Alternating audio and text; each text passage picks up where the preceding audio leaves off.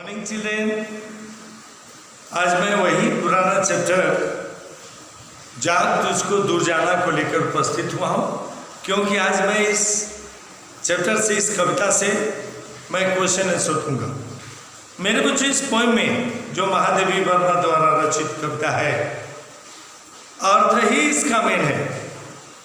अर्थ जो मीनिंग है इस पोएम का, वही मीनिंग आप लोगों को जानना बहुत जरूरी है। इसलिए आज मैं फिर से इस पोएम को मैं एक्सप्लेन कर रहा हूँ, थोड़ा ध्यान से सुना। इसमें दो क्वेश्चन है। इस कविता पहला क्वेश्चन है, इस कविता के द्वारा कवित्री ने अपने मन को और मानव समाज को, अपने मन को और मानव समाज को क्या संदेश दिया है।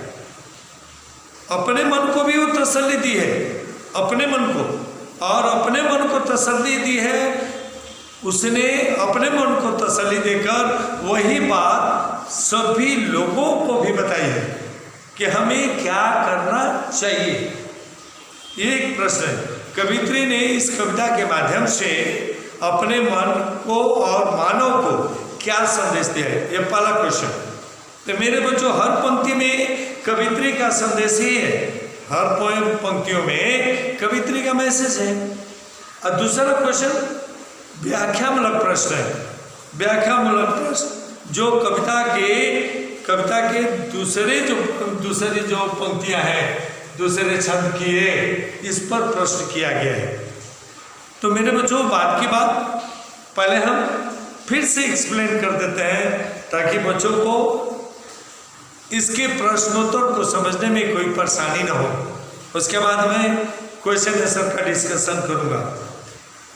पहली पंक्ति, चीर सजग आंखें उम्मीदी आज कैसा व्यस्त माना, जाग तुझको दूर जाना। इन पंक्तियों में कवित्री ने न केवल अपने को, अपने मन को, वो दूसरे को भी समझाई है। क्या करिए कि जब तक लक्ष्य की प्राप्ति नहीं हो जाती, उद्देश्य पूरा नहीं हो जाता, तब तक तुम्हें जागरूक, सतर्क और सावधान बने रहना है। जागरूकता की जगह, स्फूर्ति की जगह, यदि तुम्हारे आंखों में नींद है, नींद से तुम्हारी आंखें बोझिल हैं, शरीर अस्त-व्यस्त है, में शरीर में आलस्य का भाव है, तब तक मेरे बच्चों, तब तक तुम्हें लक्ष्य की प्राप्ति नहीं होगी। यही समझा रही है मेरे मन। वो अपने मन को कभी करे या मानव को भी करे है मेरे मन। आज तुमने कैसा रूप बना लिया है, आंखें नींद से भरी हुई हैं, शरीर में व्यस्तता दिखाई देती है, थकावट दिखाई देती है, अस्त व्यस्त हो। ऐसे करने से काम नहीं चलेगा। तुम्हें तुम्हारे लक्ष्य की प्राप्ति तब होगी जब तुम्हारे में स्फूर्ति होगी, आंखें जागरूक रहेंगी, सतर्क रहेंगी, आंखों में नींद नहीं होगी, तब जाकर तुम्हें लक्ष्य की प्राप्ति होगी। क्योंकि तुम्हारा लक्ष्य तुमसे बहुत दूर है। यहां बताइए मेरे बच्चों, खुद अपने को भी, मनुष्य को भी क्या करें, अचल हिमगिर के हृदय में चाहे कम फले।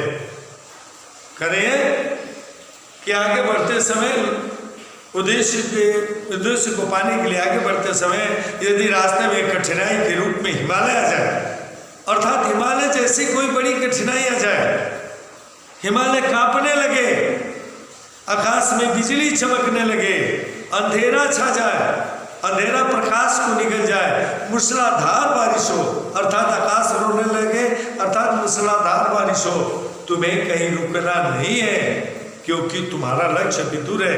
अपने मन से भी कह रही है मेरे मन, भले ही हिमालय कांपने लगे, मूसलाधार बारिश, आकाश रोने लगे, अर्थात मूसलाधार बारिश होने लगे, अंधकार प्रकाश को निकल जाए, फिर भी तुम्हें इससे डरना नहीं है। वही अपने को अमर बनाता है जो कठिनाइयों को पराजित कर आगे बढ़ता है। कठिनाइयों पर पराजित करना ही मनुष्य का कर्तव्य होता है। और क्या, आज भी लोग डोले तिमिर की गोछाए, भले ही प्रकाश का अंधकार निकलने, आकाश में बिजली चमके, फिर भी तुम्हें निरंतर आगे बढ़ना है। जाग जाओ, सावधान हो जाओ, स्फूर्तिमान हो जाओ, क्योंकि तुम्हें अभी बहुत दूर तक जाना है। पर तुझे नाश पद पर चिन्ह अपने छोड़ जाना, तुम्हारा कर्तव्य उन कठिनाइयों पर विजय पा लेना है। विनाश पर अपने पैरों के निशान बना करके जाना है। यह तभी संभव होगा जब तुम्हारे में जोश और उत्साह भरा रहेगा। तुम्हारे आंखों में नींद नहीं होगी, तुम्हारे शरीर में, तुम्हारे स्वभाव में आलस्य की जगह स्फूर्ति रहेगी। मेरे बच्चे, ये पहला पॉइंट। दूसरा पॉइंट था जिस पर मैंने क्वेश्चन आंसर दिया है, बांध लेंगे तुझे मोह के बंधन से जिले। मेरे बच्चों, मोह के बंधन, ये जो सांसारिक बंधन है, माता पिता, भाई बहन, काका मामा, चाचा नाना, ये सांसारिक बंधन है, मोह के बंधन है। यह स्थायी नहीं है। जब तक हम जीवित हैं तभी उस बंधन से हम बंधे हैं। मरने के बाद सारे बंधनों से छुटकारा मिल जाता है। तो कह रही है कवित्री, हे मेरे मन, अपने को भी मानव समाज को भी, हे मेरे मन, क्या ये सांसारिक बंधन तुम्हें बांध लिए हैं? नहीं, यदि तुम वास्तव में मनुष्य हो तो तुम्हें ये सांसारिक बंधन बांध नहीं सकते। ये नश्वर है, आज है कल नहीं है। पंथ की बाधा बनेंगे तितलियों के पर रंगीले। तितलियां बहुत खूबसूरत होती हैं, वैसे सांसारिक आकर्षण भी बहुत खूबसूरत होता है। तितलियों के सुंदर पंख की तरह संसार के आकर्षण, अट्रैक्शन ऑफ द वर्ल्ड, संसार का आकर्षण भी बहुत सुंदर होता है। कह रही है कवित्री की, मेरे मन, क्या तुम अपने उद्देश्य को भूलकर संसार के सुंदर आकर्षण में पड़ जाओगे? नहीं पड़ना है तुम्हें। विश्व का क्रंदन भुला देगी मधुप की मधुकुन। क्या भौरों के मीठे गीत, भौरों का मीठा गीत क्या तुम्हारे हृदय के कठोर प्रतिज्ञा को पिघला देंगे? क्या तुम लोगों के जीवन को सुखमय बनाने का निश्चय करके जो चले हो, लोगों के चेहरे जीवन से रुलाई मिटाने का निश्चय करके चले हो, लोगों के होठों पर मुस्कुराहट लाने का निश्चय लेकर चले हो, क्या उस निश्चय को भौरों की मधुर गान क्या वो मिटा देगा? नहीं, ऐसा हुआ तो गलत हुआ। क्या डुबा देंगे तुझे यह फूल के दरोस के लिए? क्या तुम किसी के आंसुओं के प्रभाव में आकर अपने उद्देश्य को भूल जाओगे? नहीं, तू न अपनी इच्छा को अपने लिए कारा बनाना। यहाँ कवित्री क्या कहती है मेरे बच्चों? छाया मीन्स परछाई, शैडो।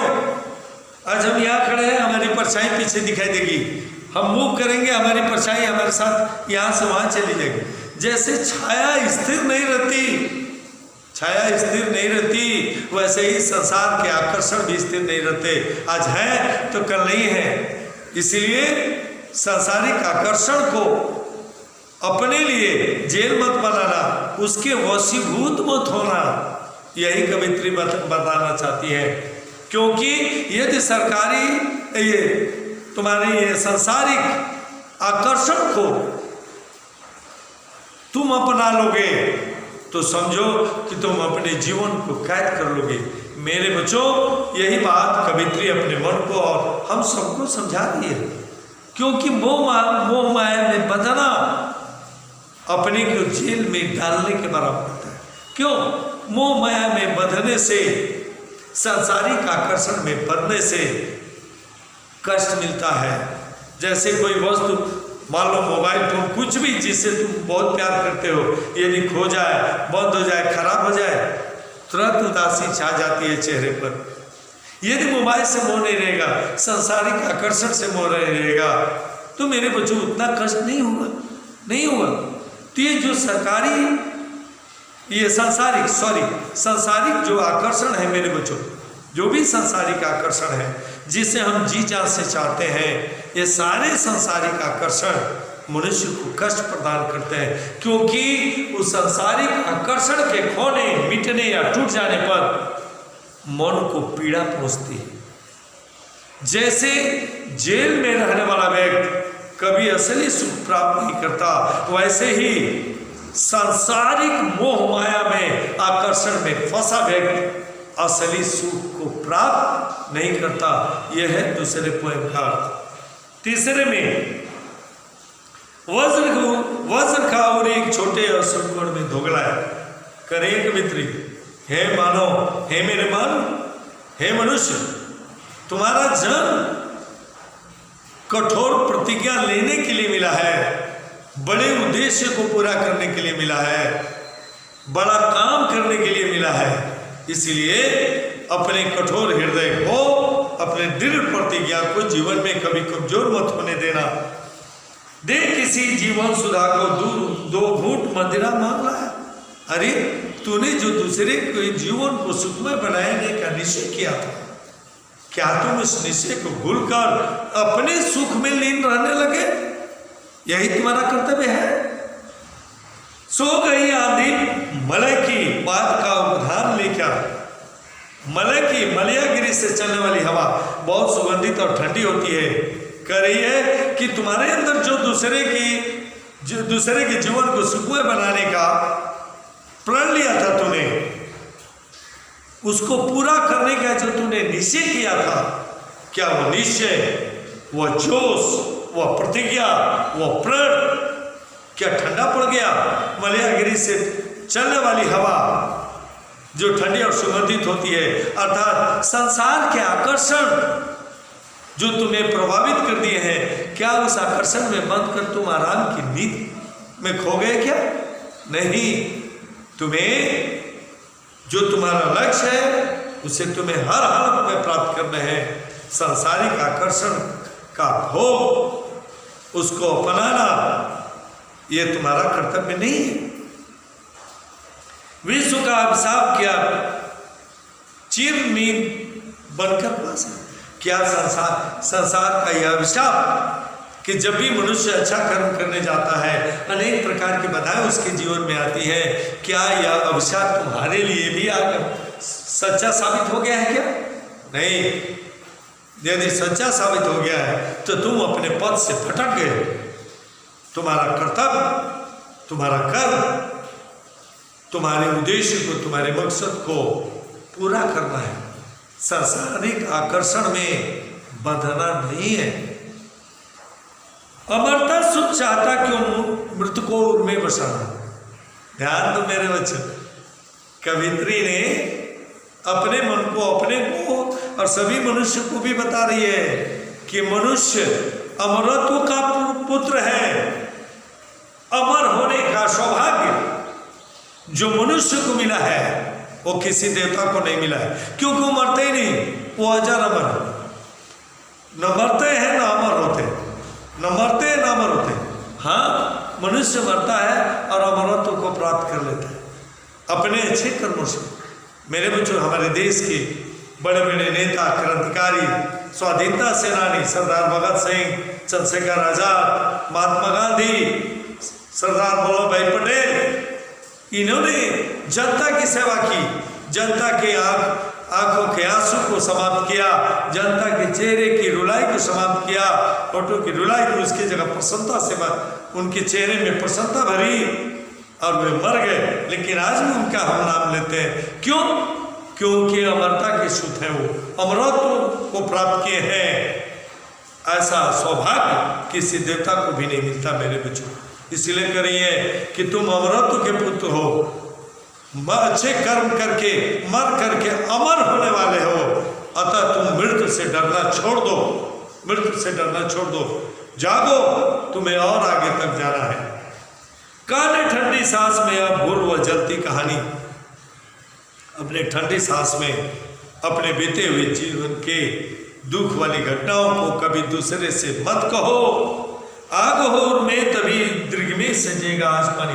यदि दिल में आग होगी, जोश होगा, उमंग होगा, तभी सफलता के आंसू, खुशी के आंसू आंखों में सजेंगे।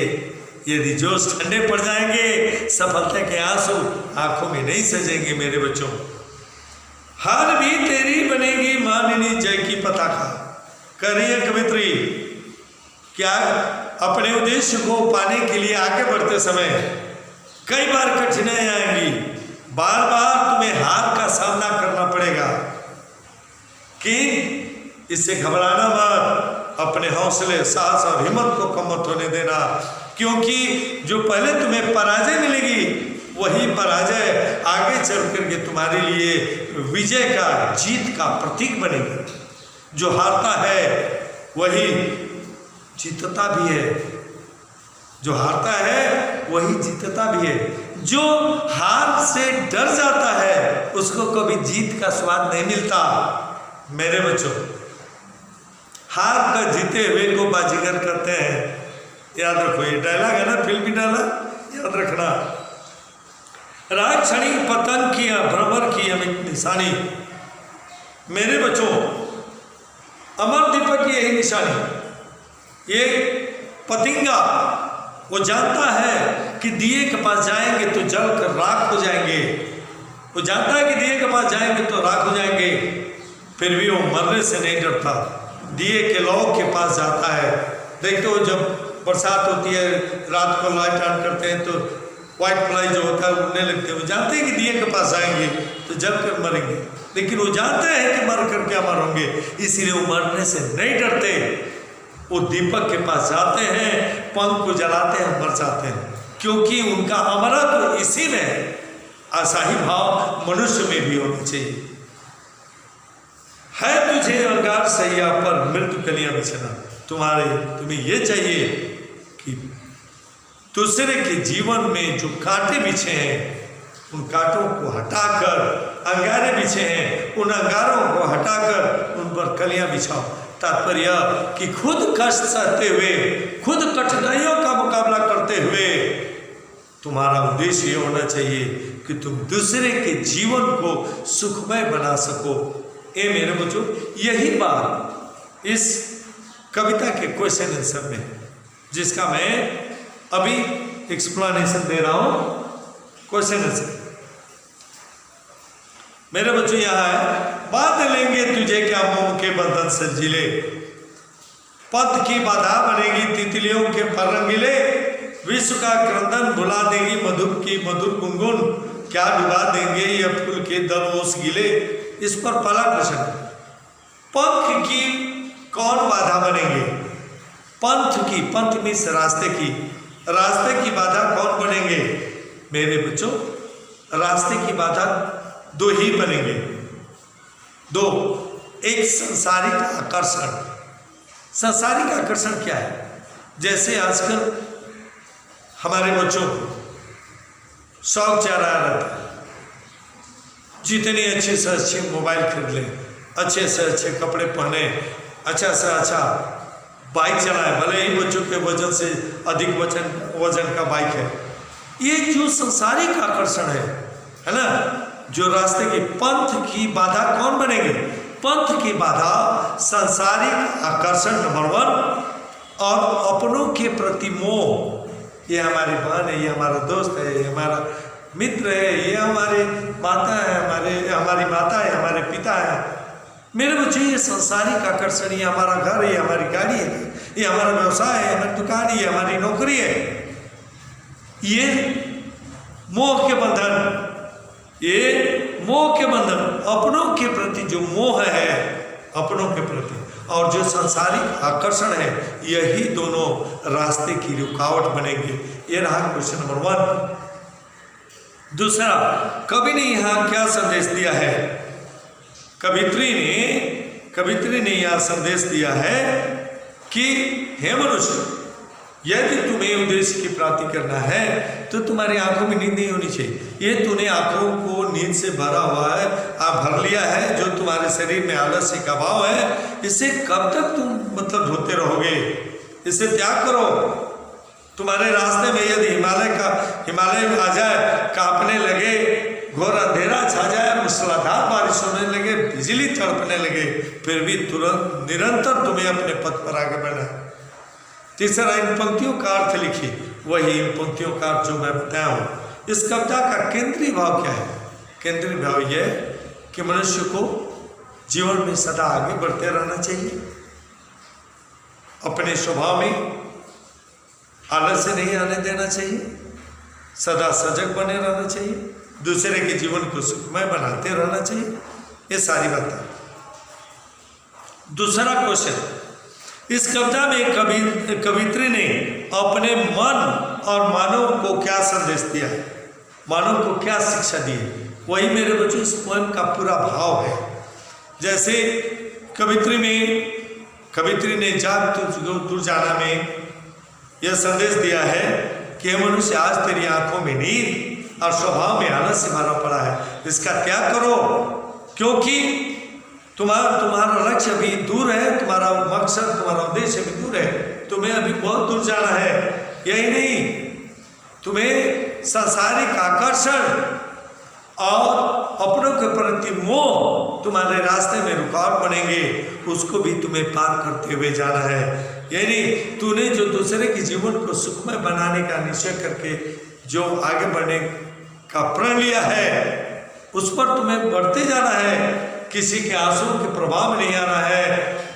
तुम्हें अपने ही सुख साधनों को अपने लिए जेल नहीं बनाना है, जेल नहीं बनाना है। अरे तुम तो अमरता के सुख हो, कठिनाइयों पर विजय पाकर तुम्हें मौत से न डरते हुए अच्छे काम करते हुए मर करके अपने आप को अमर बनाना है। यही इस कविता का केंद्रीय भाव है। मेरे बच्चों, ये क्वेश्चन मैं दे दिया हूँ, मैं इसका फोटो कापी भी मैं भेज दूंगा, एक बार फिर से देख लोगे। जब कोई आंसर देखोगे मेरे बच्चों, मेरी कही भी सारी बातें आप सबके दिमाग में आ जाएगी। इसके बाद ये काव्य सुरभि, काव्य मंजरी, एक किताब समाप्त हुई। मैं अपने अगले पीरियड में जो 4 कहानियाँ बची हैं, उनमें से एक कहानी को लेकर उपस्थित होऊंगा। मेरा प्रयास होगा, हाँ, उसमें कहानियों का एक्सप्लेनेशन में 2 पीरियड लगेंगे, 2 पीरियड, क्योंकि पहले पीरियड में मैं सारांश दूंगा और बाकी समय में हम आधे भाग का एक्सप्लेनेशन, दूसरे पीरियड में पूरे भाग का एक्सप्लेनेशन और तीसरे पीरियड में क्वेश्चन आंसर देते समय उसका डिस्कशन करूंगा। अब 3 कक्षाओं में मेरा एक चैप्टर समाप्त होगा मेरे बच्चों, क्योंकि कहानियाँ बड़ी बड़ी हैं, जैसे भक्ति है, सती है, मजबूरी है, हमारी संस्कृति क्या है, हमारी संस्कृति, उसको पहले करेंगे। It can be finish with in 2 period. ये 2 पीरियड में मेरा ये चैप्टर समाप्त हो जाएगा, जिसमें उसी को मैं अगले पीरियड में लेकर उपस्थित होऊंगा, जिसमें बताया गया है कि हमारी संस्कृति और सभ्यता क्या है, what is our culture and civilisation. तो मेरे बच्चों, दोनों बातें देखने में एक लगती हैं, तो मैं सारी बातें मैं अपने अगले पीरियड में करूँगा। तब तक के लिए मेरे बच्चों थैंक्स। ईश्वर करे हमारे सभी बच्चे सेहतमंद रहें और पढ़ाई के प्रति अपनी रुचि दिखाते रहें, हमारे बच्चे सेफ रहें, सुरक्षित रहें। आज के लिए इतना ही। थैंक यू, धन्यवाद।